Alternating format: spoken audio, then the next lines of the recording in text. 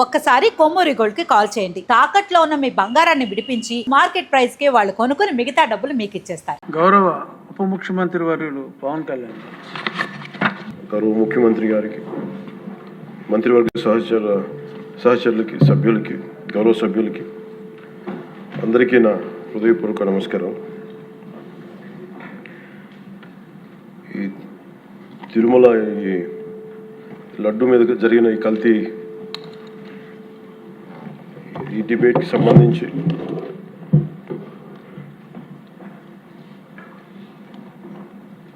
$68 లక్షల కిలోల నెయ్యి అని చెప్పే ఒక కల్తీ నెయ్యిని వాడారు.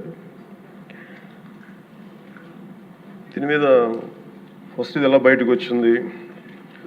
గవర్నమెంట్ ఫామ్ అయిన కొత్తలో గౌరవ ముఖ్యమంత్రి గారు ఎన్డీఏ మీటింగ్ మమ్మల్ని అందరినీ పిలిచి కండక్ట్ చేసినప్పుడు ఆ రోజు ఒక నేషనల్ డైరీ డెవలప్మెంట్ బోర్డు చేసిన రిపోర్ట్ని చదివారు. వీళ్ళు గత పాలనలో ఇది కూడా జరిగింది అనేది టీటీడీ బోర్డు వారి పాలక మండలి చేసిన ఇది కూడా జరిగింది అనేది తెలియజేశారు. అంతే, అక్కడితో అయిపోయింది అధ్యక్ష. దాన్ని అంతకు మించి ముందుకు తీసుకెళ్ళాలి. లేదంటే నేను అది విని నాకేమనిపించిందంటే ఇలాంటివి కూడా జరిగినాయా? ఎందుకంటే ఆల్రెడీ గతంలో తిరుపతికి, తిరుమలకి పైకి అంత వెళ్ళినప్పుడు కొంత స్థానికంగా కొంత ఉన్న చెప్పింది, తిరుమలలో చెప్పింది, ఇవన్నీ కోరిలేట్ చేసుకొని కొంత ఆ ప్రసాదం కూడా క్వాలిటీ లేదని ఎలా చేశారు ఏంటో అనుకున్నాం. కానీ ఒక గబుక్కుని ఒకళ్ళ బ్లేమ్ చేయడం అనేది చాలా ఆలోచించి మాట్లాడుతాం. ముఖ్యంగా పబ్లిక్ లైఫ్లో ఉన్నాం కానీ బాధ్యతగా ఉన్నాయి మా పొజిషన్. అలాంటిది అసలు ఈ నెయ్యిలో కల్తీ జరగలేదు ఇవన్నీ వాళ్ళు మాట్లాడుతుంటే దాని మీద చాలా కంప్లీట్ వివరణ ఇవ్వాల్సిన అవసరం ఉందని అనిపించింది అధ్యక్ష. ముఖ్యంగా గత ప్రభుత్వ పాలనలో ఉన్నప్పుడు ఎక్కడా కూడా దేవాలయాల మీద దాడులు జరిగినా ఇంకోటి జరిగినా ఎక్కడా కూడా మేము దోషుల్ని పట్టుకోండి అని చెప్తా వచ్చాం తప్ప ఎక్కడా కూడా మీరు చేయించారని కానీ మీరు ఉన్నారని కానీ ఎక్కడ ఎందుకంటే తక్కువ అలా కూర్చోబెట్టి ఎలా పడితే అలా మాట్లాడటానికి బాధ్యత ఉంటాం కాబట్టి అలా మాట్లాడలేము. అలాగే ఇది కూడా గౌరవ ముఖ్యమంత్రి గారు రోజు ఎన్డీఏ సభలో చెప్పినప్పుడు మాకు కూడా ఏమనిపించిందంటే దీన్ని ఎలాగా అడ్రస్ చేయాలో నాకైతే ఇంటికి వెళ్ళాక నాకు అర్థం కాదు. ఇలాగ యానిమల్ ఫ్యాక్ట్ కూడా కలిసి ఇది ఎన్డీడీబీలో వచ్చింది అని నేషనల్ డైరీ డెవలప్మెంట్ బోర్డు దాంట్లో. సో ఇవన్నీ కూర్చోబెట్టి మాట్లాడుతున్నప్పుడు నేను తర్వాత మార్నింగ్ నేను ట్వీట్ చేశాను అధ్యక్ష. దాని మీద ఎందుకు ట్వీట్ చేయాల్సి వచ్చిందంటే వరుసగా నన్ను ట్యాగ్ చేస్తే చాలా మెసేజ్లు వస్తూ ఉన్నాయంట. నా ఆఫీస్ నుంచి అన్ని పంపించేటప్పటికి నేను చూసాను ఏం జరిగిందంటే మీరు ఎవరు మాట్లాడరేంటి, ఇలాంటి రిపోర్ట్ ఉన్నప్పుడు కూడా మీరు ఎవరు మాట్లాడరు ఏంటంటే అప్పుడు నా ఉద్దేశం ఏముందంటే ఇది ఈ దేవాలయాలు జరిగే ఇలాంటివన్నీ ఇవన్నీ కూర్చోబెట్టి దీనికి ఒక రక్షణ ఒక సనాతన ధర్మ రక్షణ బోర్డు లాంటి ఉంటే బాగుంటుంది. ఎందుకంటే ఇలాంటి కూర్చోబెట్టి చాలా న్యూట్రల్గా చాలా ఆబ్జెక్టివ్గా చేయొచ్చు ఇవి అనే ఉద్దేశంతో నేను పెట్టాను అధ్యక్ష. నాకు గిల్ట్ ఎక్కడొచ్చిందంటే అరే ఇవన్నీ మనకి లాస్ట్ 2-3 ఇయర్స్ మా టెంపుల్ దగ్గర తిరుమలకి వెళ్ళినప్పుడు కూడా గౌరవ మంత్రివర్యులు మనోహర్ గారు మేము వెళ్ళినప్పుడు మా దృష్టికి చాలామంది తీసుకొచ్చారు అధ్యక్ష. మేమే 2-3 పర్యాలు మేమే మాట్లాడుకున్నాం. సో నాకు అవన్నీ గుర్తొచ్చి అరే మనకి తప్పు జరిగింది తెలిసి మనం దాన్ని సరిగ్గా తీసుకెళ్ళకపోయిన ఒక పశ్చాత్తాపంతో నేను ఒక దీక్ష చేశాను అధ్యక్ష. ఆ తర్వాత దాన్ని అందరూ అన్ని రకాలుగా తీసుకెళ్ళారు సార్, 3 పార్టీస్. అలాగే మాకు తర్వాత మొన్న గౌరవ ముఖ్యమంత్రి గారు మనకి కేశవ్ గారు మా క్యాబినెట్లో కూర్చున్నప్పుడు మా దృష్టికి తీసుకొచ్చింది అసలు ఈ నెయ్యే లేదనేది చాలా స్పష్టంగా తెలియదు. మాకేమనిపించిందంటే ఏదైనా సరే innovation is very important in life. Innovation లేకపోతే ఈ పాటికి ఒక్కొక్కరు ఒకలా ఇన్నోవేట్ చేస్తారు. బట్ ఈ పర్టికులర్ ఈ గత ప్రభుత్వంలో ఉన్న వ్యక్తులు వీళ్ళు అరాచకంలో ఇన్నోవేషన్ చేశారు. వీళ్ళు కల్తీలు కూడా అంటే మామూలుగా ఒక నెయ్యి కావాలంటే పాలలో నుంచే కాకుండా రసాయనాల నుంచి కూడా తీయచ్చు, మిగతా వాటి నుంచి కూడా తీయచ్చు అని చేసి చూపించారు. దానికి సంబంధించిన కంప్లీట్ సిబిఐకి ఆ రిపోర్ట్ ఇచ్చినప్పుడు ఎక్కడా కూడా నెయ్యి లేకుండా వీళ్ళు నెయ్యి తయారు చేశారని స్పష్టంగా తెలియజేశారు. ఇప్పుడు మనం ఏం మాట్లాడుతున్నాం వీళ్ళందరితో అంటే ఎక్కడా కూడా ఈ సభ సాక్షిగా చెప్తున్నాను, ఇది ప్రజలకు కూడా తెలియాలి, ఎక్కడా కూడా గత ప్రభుత్వం తాలూకు హెడ్ చేసిన వ్యక్తి చేశారని ఎక్కడ కూడా నేను ప్రత్యేకించి మాట్లాడాలి. నేనేం చెప్తాను, టీటీడీ పాలక మండలి బాధ్యత ఇది. మీరు కూర్చోబెట్టి మీరు బాధ్యత తీసుకొని వాళ్ళ పార్టీ ఆ ప్రభుత్వం స్థాపించినప్పుడు వాళ్ళ నియమించిన పాలక మండలి వాళ్ళు చేసిన తప్పులకి సింపుల్ ఏం చేయాలి అధ్యక్ష, ఒక ఇంటర్వ్యూలో కూడా నన్ను అడిగితే నేనేం చెప్పానంటే you mean to say you going to blame the person who headed the last government అంటే my intention is not that. My intention is always to say that who did this, who are the perpetrators. A perpetrators is more or less they are the TTD board. Let them be accountable for that. ఎక్కడా కూడా నేను ఈ వ్యక్తి గురించి మేము మాట్లాడలేదు, ఎందుకంటే డైరెక్ట్గా ఇన్వాల్వ్మెంట్ ఉందని మనం చెప్పట్లేదు అది, ఎందుకంటే వాళ్ళు నియమించిన బోర్డు ఇది. కానీ వాళ్ళు ఏం చేస్తున్నారు అక్కడ కూర్చోబెట్టి, ఎక్కడా కూడా సింపుల్ ఏం చేయాలి దీక్ష, నిజంగా నేనేం చెప్పాను ఆ ఇంటర్వ్యూలో కూడా, ఆయనే తప్పు, నాకు సంబంధం లేదు, మేము పలానా టీటీడీ బోర్డు చేసింది ఇది, ఆ టీటీడీ బోర్డు మీద మీరు నిష్పక్షపాతంగా ఒక కమిటీ వేయండి, ఆ దోషులు శిక్ష పడేలా చేయండి, వాట్ ఎవర్ దాని అవుట్కమ్ ఏముంటుందో దాన్ని బయట పెట్టండి, ఇంత సింపుల్గా తేల్చేయచ్చు. వాళ్ళు వెనకెందుకు వేసుకొస్తున్నారు నాకు ఈ రోజుకి నాకు అర్థం కాదు. ఈ రోజుకి వెనకేసుకు రావాల్సిన అవసరం లేదు. వెరీ క్లియర్ కట్ రిపోర్ట్ ఇచ్చింది. ఇందులో కంప్లీట్గా అసలు నెయ్యి లేకుండా వీళ్ళు నెయ్యి తయారు చేశారు కనుక, రసాయనాలతోటి పామ్ ఆయిల్ తోటి వీటన్నిటితో బేస్ చేసుకొని నెయ్యి లేకుండా నెయ్యి తయారు చేశారు. It's very clear cut, it's evident. ఇప్పుడు ఎందుకు ఇంత డిస్కషన్ అవుతుంది అధ్యక్ష, మనందరం కూర్చోబెట్టి ఇంత సభా సమయాన్ని ప్రజలకు ఇవ్వాల్సింది కేవలం తిరుపతి లడ్డు గురించి ఎందుకు మాట్లాడాల్సి వస్తుందంటే, వాళ్ళు నిజంగా కనుక ఉప్పేసుకుని ఉంటే కల్తీ జరిగింది, దానికి తగ్గ లా ఏం కోర్స్ యాక్షన్ ఏం తీసుకోవాలో తీసేసుకుని అయిపోతుంటే దానికి ఎవరైతే పర్పెట్రేటర్స్ ఉన్నారో వాళ్ళకి ఆ శిక్షగా వెళ్ళిపోతారు. అలా కాకుండా అసలు ఆ నెయ్యిలో కల్తీ లేదు, యానిమల్ ఫ్యాట్ లేదు, రిపోర్ట్ ఇచ్చిన తర్వాత ఇవన్నీ. అందుకని ఈ సభ ఈరోజు ఇంతమంది మాట్లాడాల్సి వస్తుంది అధ్యక్ష. మాకు ఏమనిపించిందంటే అధ్యక్ష, దీన్ని క్యాబినెట్ మీటింగ్లో మా దృష్టికి తీసుకొచ్చింది మీకు తెలియజేస్తున్నాను మీ ద్వారా ప్రజలకి. సిబిఐ నేతృత్వంలోని ఈ స్పెషల్ ఇన్వెస్టిగేషన్ టీం ఆ నెయ్యి తయారీకి 1 లీటర్ పాలు కూడా వినియోగించలేదని చెప్పి చాలా ఖచ్చితంగా తేల్చింది. ఆ పామాయిల్లో రసాయనాలు కలిపి తయారు చేసినట్టు చెప్పింది. ఆ ఇతర రసాయనాలు ఏ మూలకాల నుంచి తయారయ్యాయో నిర్ధారణ చేసే సాంకేతికత, దానికై సంబంధించిన టెక్నాలజీ ఆ పర్టికులర్ మా వద్ద లేదనేది ఆ సిట్ తేల్చేసింది. ఈ కేసులో 36 మందిని నిందితులుగా తేల్చింది. శ్రీవారి ప్రసాదాన్ని అపవిత్రం చేసేందుకు ఒక ప్రణాళిక, ఒక ప్లాన్ ప్రకారం కుట్ర జరిగిందన్నట్టు సిట్ తెలియజేసింది. అలాగే దీనికి ముందు ఏం జరిగిందని చూస్తే, తమకి నచ్చిన సంస్థలకి నెయ్యి సరఫరా కాంట్రాక్టులు కట్టబెట్టేందుకు ఒక ప్రణాళిక ప్రకారం టెండర్ నిబంధనలను సవరించారు. నెయ్యి సరఫరాకి సంస్థకి ఉండాల్సిన కనీస వార్షిక టర్నోవర్ 250 కోట్ల నుంచి 150 కోట్లకు తగ్గించారు. రోజుకి 4 లక్షల లీటర్ల పాలు సేకరించాలన్న నిబంధనని తొలగించారు. డైరీ రంగంలో 3 ఏళ్ల అనుభవం ఉండాలన్న నియమాన్ని ఏడాది కుదించారు. రోజుకి 12 టన్నుల వెన్నెయ్య తేయాలన్న నిబంధనను కూడా 8 టన్నులుగా మార్చేశారు. అంటే ఒకరికి నెయ్యి కాంట్రాక్ట్ ఇవ్వాలంటే ఇన్ని నిబంధనల్ని తూట్లు పొడిచారు. అది చేసిన తర్వాత మళ్ళీ సవరణ అనంతరం వీళ్ళు ఎంపిక చేసిన సంస్థలు 20-23 మధ్య నెయ్యి సరఫరా చేశాయి. నెయ్యి సరఫరా చేసిన సంస్థకు అందుకు కావాల్సిన కనీత అర్హతలు లేవని సిట్ ఛార్జ్ షీట్లో ఉంది. వీరు నెయ్యి సరఫరాకి ఎంచుకున్న సంస్థలు బోలేబాబా అని కానీ దానికి అనుబంధ సంస్థలు మాల్గంగా, వైష్ణవి డైరీలు 1 లీటర్ కూడా నెయ్యిని పాల నుంచి తయారు చేయాలని స్పష్టంగా చెప్పారు. ఇది 1924 మధ్య 11 కోట్ల మంది భక్తులను శ్రీవారిని దర్శించుకుంటే ఆ కాలంలో మొత్తం 48 కోట్ల లడ్డు ప్రసాదాలు విక్రయం జరిగింది. దాంట్లో సుమారు 20 కోట్ల లడ్డూలు నకిలీ నెయ్యితో తయారయ్యాయని చెప్పి టీటీడీ రికార్డ్స్ తెలియజేస్తాం. ఆ 11 కోట్ల మందికి రసాయనాలతో నిండిన మన లడ్డూలు పంపించారు. అలాగే ఇందులో 1,00,000 లడ్డూలు కూడా అయోధ్య రామ మందిర ప్రారంభోత్సవానికి పంపిణీ చేశారు. నేను మొన్న మన క్యాబినెట్లో మన గౌరవ ముఖ్యమంత్రి గారు మేమందరం కూర్చొని మాట్లాడుతున్నప్పుడు నాకు పర్సనల్గా నాకు మెసేజ్లు ఏంటంటే, మన ఈ అయోధ్యకి పంపిన లడ్డూలు ఈ లడ్డూలు కాదు, ఇవి వేరే లడ్డూలు. అలా ఎలా తేడా చెప్తారు వీళ్ళు? దానికోసం ప్రత్యేకంగా అంటే అక్కడ నిబంధనలు ఎక్కడా కూడా మీరు నెయ్యి మేము పలానోళ్ళు కొన్నారు మాకు డీటెయిల్స్ ఇస్తా ఉన్నారు. నేను సభాముఖంగా ఎందుకు వాళ్ళకి పేర్లు ప్రస్తావించరు, అది చెప్పిన వ్యక్తులు కానీ వీళ్ళు కానీ.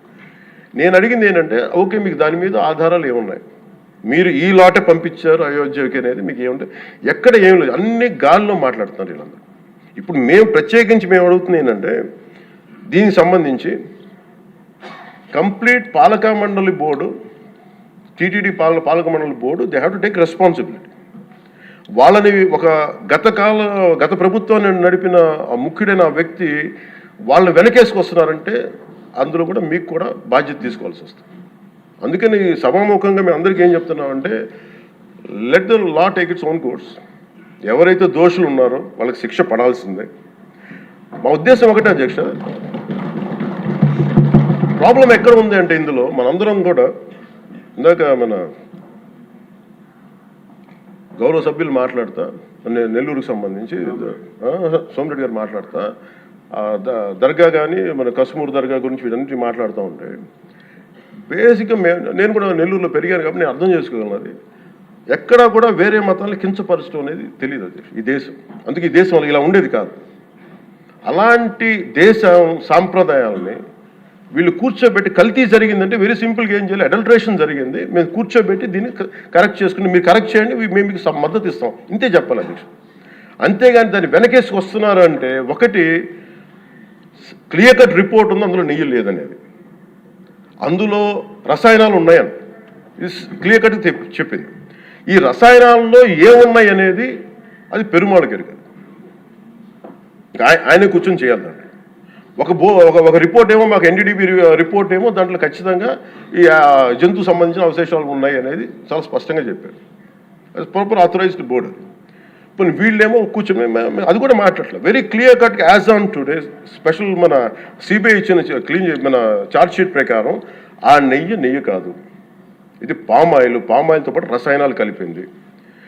దీన్ని కూర్చోబెట్టి వాళ్ళు ఇంత మాట్లాడుతున్నారంటే ఇది ఖచ్చితంగా ప్రజల మధ్యకి వెళ్ళాలి. దీని నుంచి లబ్ధి పొందేది ఏం లేదు ఇక్కడ. కానీ ఇది ఏంటంటే ఇది ధర్మానికి సంబంధించిన విషయం అధ్యక్ష.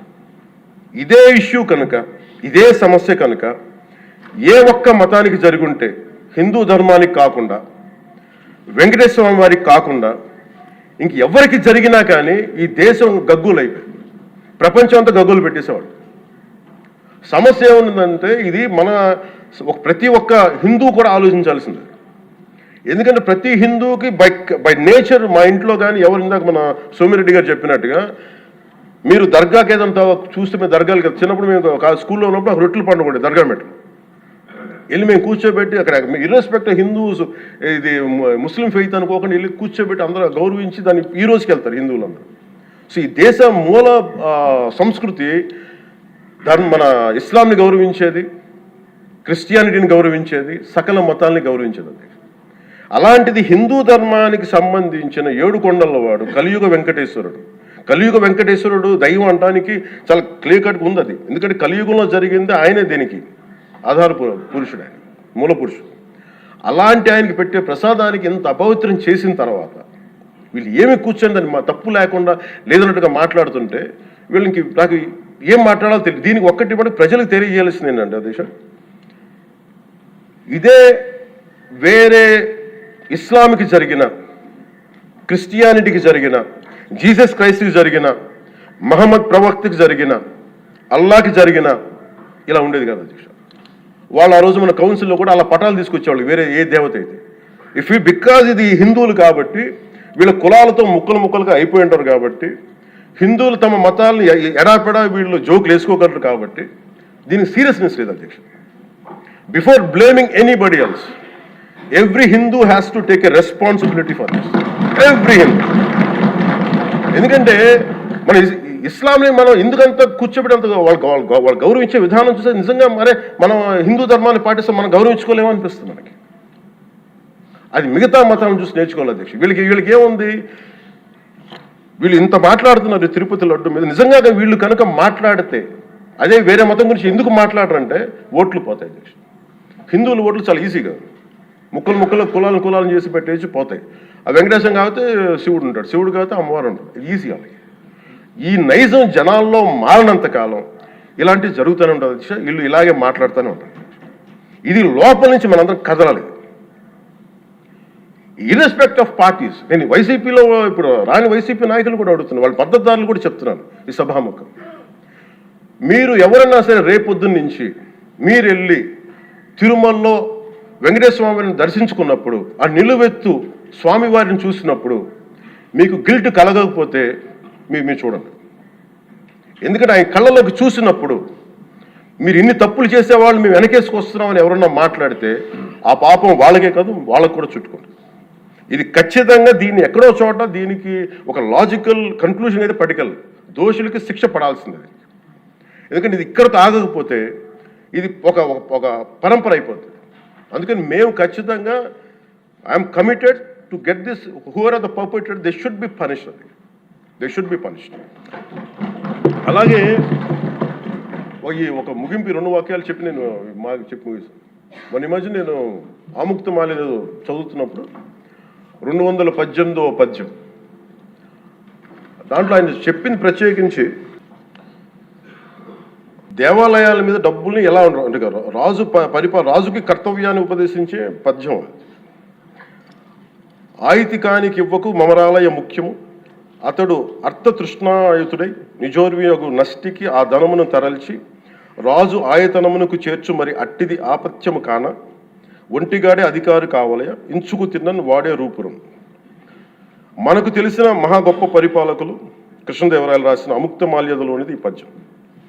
దేవుడి సేవలో ఎలాంటి వారిని నియమించాలో రాజుకు కర్తవ్యాన్ని ఉపదేశించే పద్యం. రాజు కోసం వసూలు చేసేవాడికి దేవాలయంపై అధికారం ఇవ్వద్దు.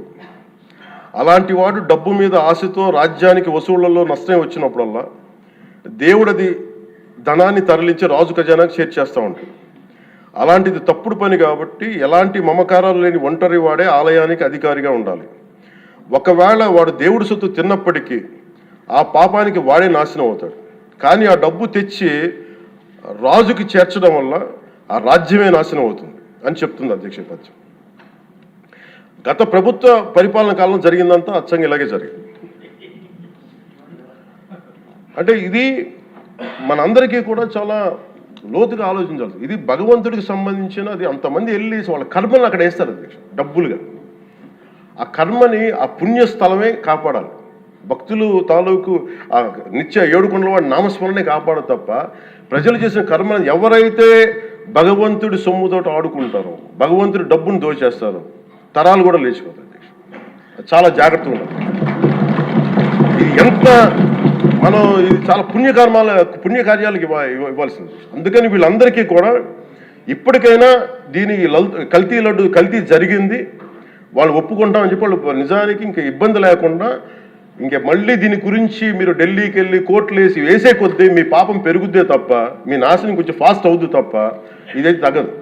అందుకని దయచేసి అందరం ఈ ఒక్కటి అధ్యక్షుడు ఇంకొక మరో మాట చెప్పి మీరు ఎక్కడో చోట ఈ దేశం హిందూ దేవతల మీద, హిందూ ధర్మం మీద దాడి జరుగుతున్నప్పుడు irrespective of political parties, irrespective of what you are, where you are, which language you speak, ఏ భాష మీరు మాట్లాడతారు, మీరు ఏ కులస్తులో తెలియదు, కానీ హిందూ ధర్మాన్ని మటుకు దాడి జరుగుతున్నప్పుడల్లా ముక్త కంఠంతో ఏకాభిప్రాయంతో ఖండించకపోతే మటుకు ఇలాంటి పరంపర కొనసాగుతూనే ఉంటుందని తెలియజేసుకుంటూ సెలవు తీసుకుంటాం. చాలా పవన్ కళ్యాణ్ గారు చాలా అత్యద్భుతంగా ప్రజల్ని ఆలోచింపజేసే విధంగా చాలా అద్భుతంగా మాట్లాడారు. అప్పుడే అయిపోయిందా అని ఫీల్ అయ్యేలాగా చేశారు. ధన్యవాదాలు.